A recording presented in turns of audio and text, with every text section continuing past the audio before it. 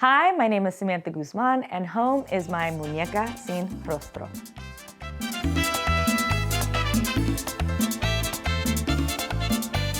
I collect these dolls. They're called Muñeca sin rostro, which basically translate to dolls without a face.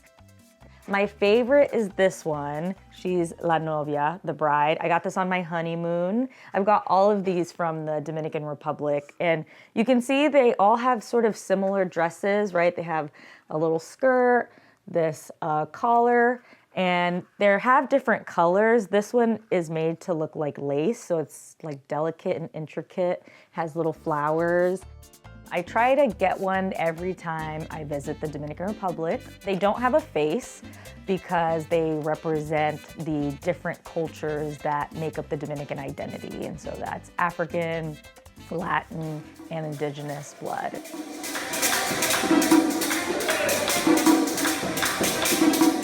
This was one of the first ones that I got. She's wearing the colors of the Dominican flag.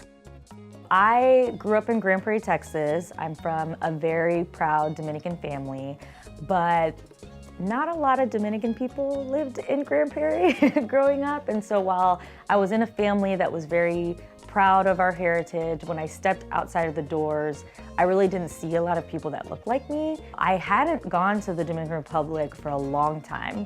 It was way until my adulthood that I traveled back again. And the first time I went there, I discovered these dolls sort of in this local artisan market. And I was like, what's going on here? Why do these dolls not have a face? And the artisan explained, well, they represent this Dominican identity, that you can be a mixture of all of these things.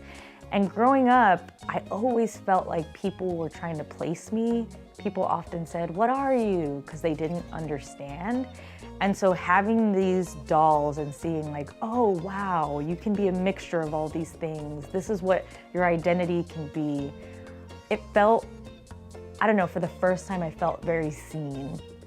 This one is the most recent one I got. I took my son for the first time to the Dominican Republic over the summer, and we got this one there. So they're here at the top of my bookshelf in my office, and so whenever I'm working, I can just glance over them, and I just love them. Some people think they're kind of like little touristy things to buy, but I think they're adorable, and I keep them somewhere I can see.